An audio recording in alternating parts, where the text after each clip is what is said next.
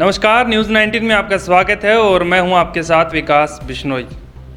बात जयपुर की करते हैं और जयपुर के अंतर्गत आने वाले जेडीए की करते हैं। जेडीए यानी कि जयपुर विकास प्राधिकरण।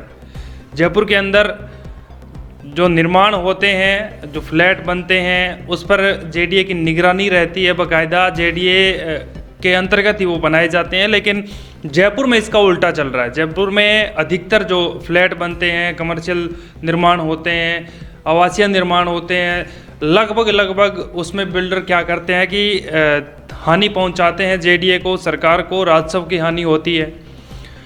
अवैध रूप से कॉलोनियाँ भी काटी जाती है। शहर के जो बाहरी क्षेत्र है वहाँ जाकर कोई ऐसी जगह ढूंढते हैं बिल्डर जहाँ पर अधिकारी ना पहुँच पाए, मीडिया ना पहुँच पाए, और वहाँ पर कॉलोनी काट देते हैं।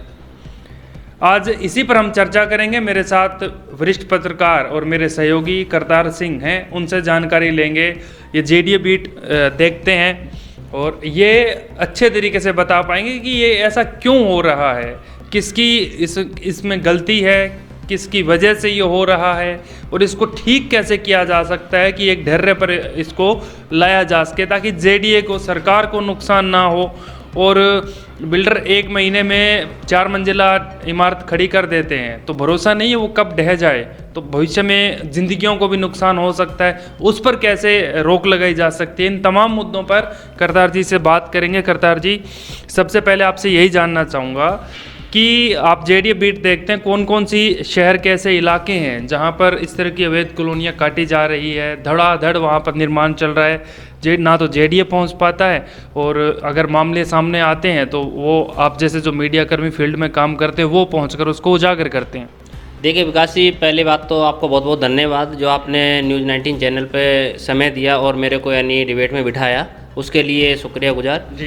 विकास जी, मैं कहना चाहता हूँ कि जेडीए जो जयपुर विकास प्राधिकरण है, ये जेडीए यानी जो एक ऑफिस है, जेडीए शहर के अंदर एक बड़ा ऑफिस है, इसका बड़ा कार्यालय है। इसमें कम से कम 14-15 जोन प्रवर्तन अधिकारियों को नियुक्त कर रखा है। कई डीसी भी यहाँ है, कोई एडिशनल एसपी भी है, तो एसपी भी है, तो जेडीसी भी है। लेकिन बात बाकी जयपुर शहर जो गुलाबी नगरी के नाम से जाना जाता है, वो आज गुलाबी नगरी नहीं रहा, अवैध निर्माण के नाम से जाना जा रहा है।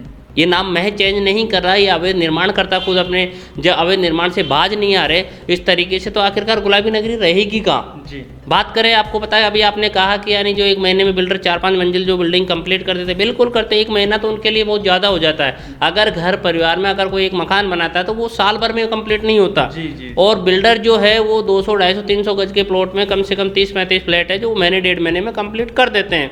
और आए दिनों में ऐसा हुआ है। जोन 9 जगतपुरा के अंदर आपको पता है कि पिछली बार 4-5 मंजिल ऐसा ही निर्माण था, वो यानी हल्का सा भूकंप के झटके में वो बिल्डिंग नीचे गिर गई थी।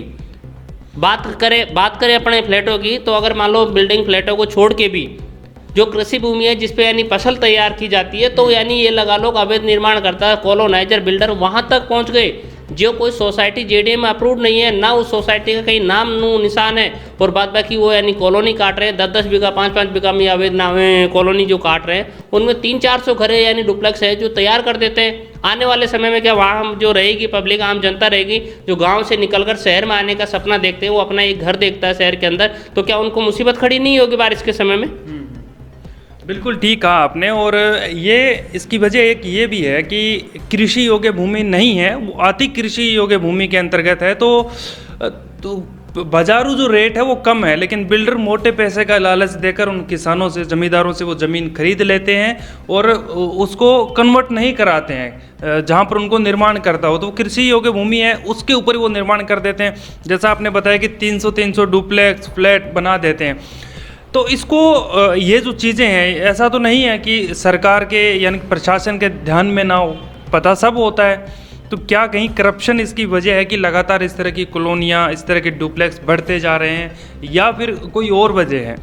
देखिए मैं आपको बता दूं, ये प्रशासन की कहीं भी अनदेखी नहीं हो रही है। जेडीए जितना शकंजा पूरी तरह से खस चुका है, अवैध बिल्डिंगों को सीज भी किया है, तोड़फोड़ की कार्रवाई भी की है, अवैध रूप से बसाई गई कॉलोनियों की जो सड़कें, जो डामर सड़क की जगह जो सीमेंटेड जो सड़कें बिल्डर द्वारा जो बनाई गई है, कॉलोनाइजर द्वारा जो बनाई गई है, उन सबको यानी जेडीए ने तोड़ी भी है, सीज भी करी है, और कई जो कॉलोनी काटी है उनको यानी ध्वस्त भी किया है, यानी रोड जाम रास्ता जो भी है सारा क्लियर किया है, और बाद बाकी रोक भी लगाई है। प्रशासन की कहीं भी अनदेखी नहीं है। बात करें प्रशासन कितनी जिम्मेदारी निभाएगा, प्रशासन दिन रात सुबह 10 बजे से लेकर रात्रि 10 बजे तक जेडीए के अधिकारियों को मैं जोन में देखता हूं, और बाद बाकी वो पूरी तरह यानी शिकायतकर्ता को संतुष्ट भी करते हैं और अवैध बसाई कॉलोनियों पर कार्रवाई भी करते हैं। रही दूसरी बात, अभी आपका सवाल था कि वो कृषि भूमि कहलाती है लेकिन उस पर यानी फसल नहीं की जाती। आपको पता है कि जो पानी अगर कितने पाताल तोड़ पानी पहुंच गया, पानी है नहीं, तो आखिरकार वो कृषि भूमि है। लेकिन आपको पता है उसको बिल्डर है, जो कॉलोनाइजर है, जो सोसाइटी जिसके नाम से जो पट्टे दे रहे हैं,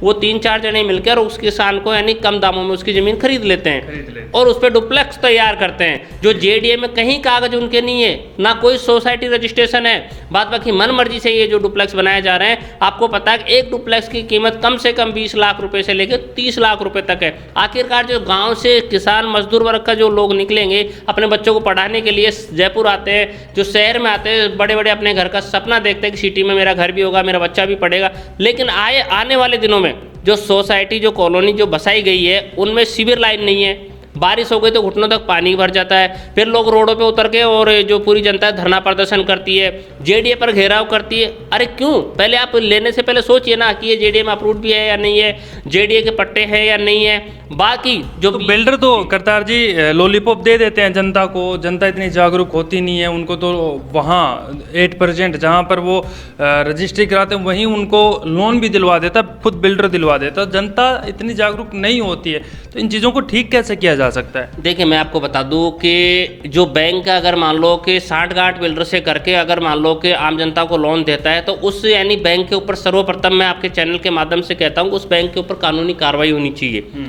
जब सोसाइटी जेडीए में अप्रूव नहीं है, कोई कॉमर्शियल पट्टा नहीं है, आवासीय पट्टा नहीं है, वो एक कृषि भूमि है, उस पर कैसे डुप्लेक्स पे वो लोन दे रहा है? आपको बता दूं नेशनल बैंक है, जो सरकारी जो डिपार्टमेंट में जो बैंक आते हैं, जो नेशनल बैंक की गिनती में जैसे एसबीआई बैंक है, बड़ौदा बैंक है, ये सब तमाम ऐसे बैंक है जो लोन नहीं देते हैं, सोसाइटी पट्टे पे ये लोन नहीं देते हैं। और तमाम कुछ ऐसे बैंक है जिनके नाम शायद मैंने नहीं सुना, वो बैंक यानी सोसाइटी पर लोन करता है। आखिरकार अगर मान लो गहराई तक जाए, उसकी तह तक जाए, तो उसमें कहीं न कहीं उस बैंक में भी यानी बिल्डर पार्टनर यानी जी ये इसमें जो इनके बैंक के जो फील्ड में काम करते हैं, जो फाइनेंस देखते हैं, उनकी भी संलिप्तता कहीं पाई जाएगी।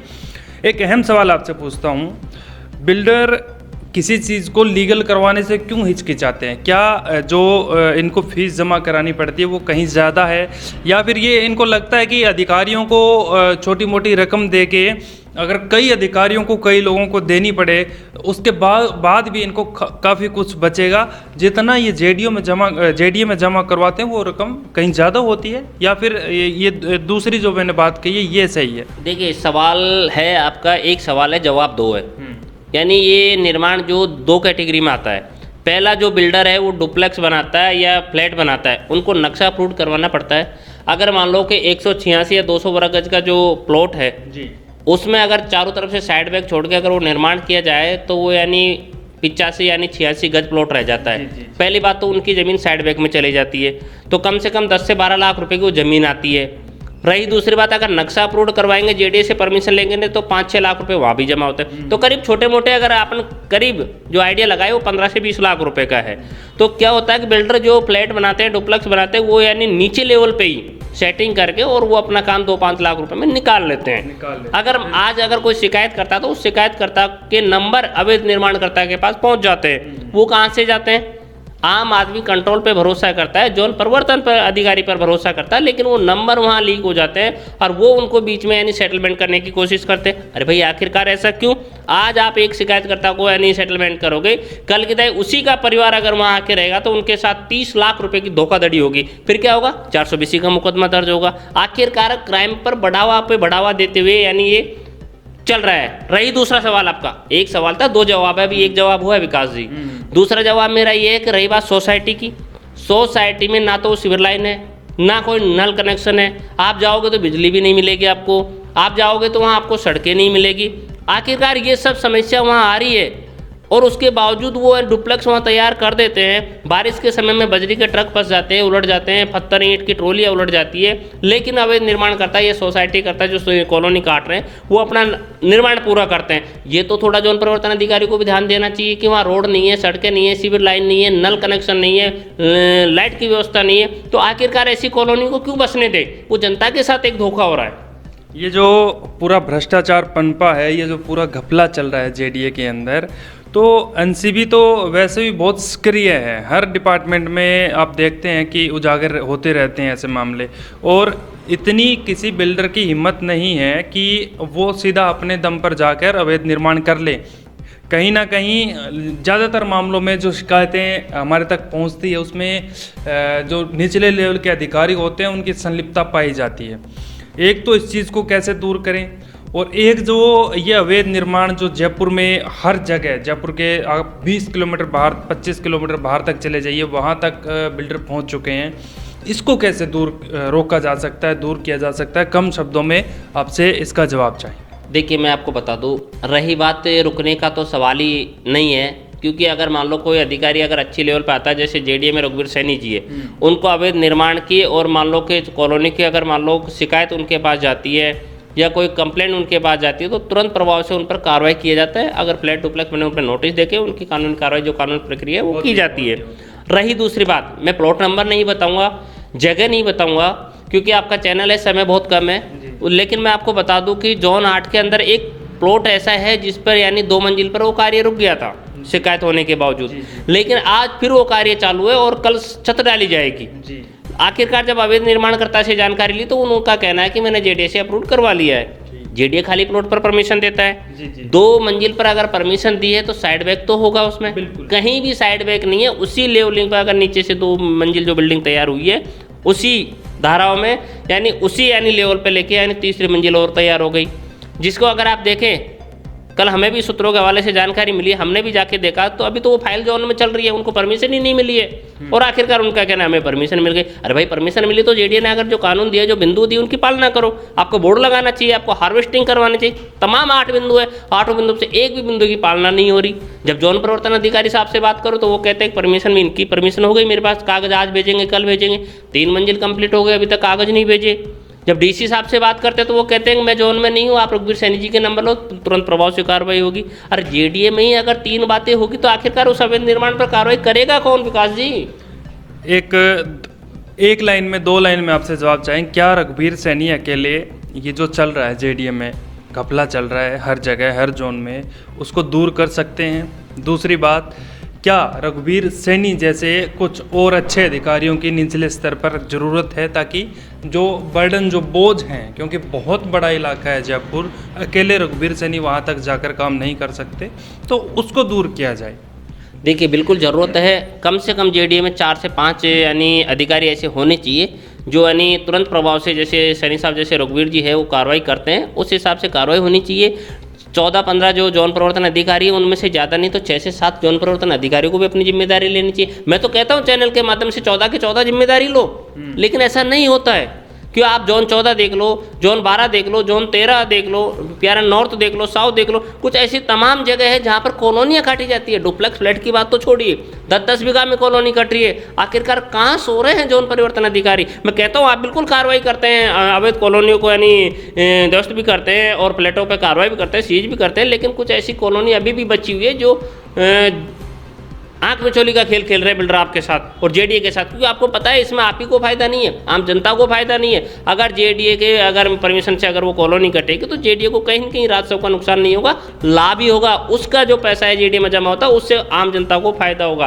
पार्क बनेगा, सड़कें बनेगी, रोड लाइटें लगेगी, कहाँ से आएगा? आप जेडीए में जाओ, 2002 से जेडीए अप्रूव्ड कॉलोनी आज भी यहाँ जयपुर शहर के अंदर पड़ी हुई है जिनमें सड़कें नहीं है। क्यों नहीं है? जाके बात करो तो बोला कि बजट नहीं है, और बजट आएगा कहाँ से? चोरी तो आप कर रहे हो। जी चलिए करतार जी, शुक्रिया इतनी महत्वपूर्ण जानकारी हमारे दर्शकों को देने के लिए। तो न्यूज़ 19 भी आपसे ये अपील करता है, आपसे ये आग्रह करता है कि अगर आप जयपुर शहर में रहते हैं या फिर जयपुर के किसी बाहर गांव में रहते हैं और शहर में आने का प्लान है, तो अगर आप कोई डुप्लेक्स लेना चाहते हैं, कोई फ्लैट लेना चाहते हैं, तो आप एक बार अच्छे से उस बिल्डर की, उस कंपनी की पूरी तह तक जाइए, अच्छे से जो कागजात हैं उनको पढ़िए और अपनी सोच विचार करके आप कोई भी फैसला लें, क्योंकि अक्सर ऐसी खबरें हमारे पास एक दो खबरें आती है कि बिल्डर आपको झांसे में लेकर फ्लैट दिखाकर, कमरे दिखाकर, अंदर की डेकोरेशन दिखाकर आपको झांसे में ले लेता है, आपको डुप्लेक्स दे देता है, आपको फ्लैट दे देता है, और जब रोड, गलियों की, सीवरेज की, पानी की, बिजली की ये बात होती है तो आपको बोल दिया जाता है कि फाइलें अधिकारियों के पास है, जल्दी ये काम भी हो जाएगा। लेकिन ऐसी कॉलोनियां हैं जो 15 से 20 साल हो गए, वहाँ पर आज भी सड़कें, पानी की, सीवरेज की व्यवस्था नहीं की गई है। तो खासकर आपके लिए ये प्रोग्राम था, आपको समझना होगा, बिल्डरों के झांसे में नहीं आना है, अच्छे तरीके से समझकर आपको अपना फैसला लेना है। और अगर आपके आसपास भी अगर इस तरह की अवैध कॉलोनियाँ बस रही है या अवैध फ्लैट बन रहे हैं या कोई अवैध चीज़ें आपके आसपास घटित हो रही है, तो आप न्यूज़ 19 के जो संपर्क नंबर दिए गए हैं उन पर आप संपर्क कर सकते हैं, ताकि हम लोग उस खबर को वहाँ से कवरेज करेंगे और अधिकारियों, जो ऊपर अधिकारी बैठे हैं, उनके कानों तक उस खबर को पहुँचाएँगे और अंजाम तक उस खबर को पहुँचाएँगे। तो फिलहाल मेरे साथ इतना ही। आप लगातार बने रहिए न्यूज़ 19 के साथ। नमस्कार।